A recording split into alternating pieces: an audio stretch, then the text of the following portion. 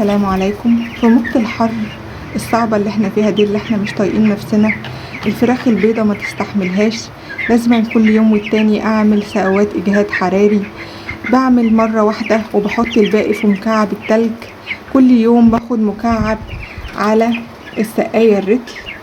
انا دلوقتي عاملة كركريه. المرة اللي قبلها كنت عملت مشروب ليمون على نعناع. ودلوقتي انا شايله الاكل من قدامهم علشان برضك ما يجرالهمش اي حاجه في الحر.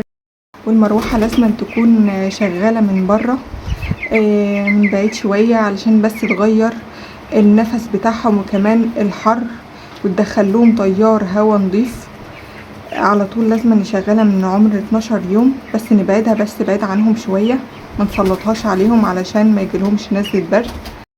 ربنا يحسن ما بين ايدينا كلنا. ولو عجبكم الفيديو ما تنسوش اللايك الجميل، والسلام عليكم.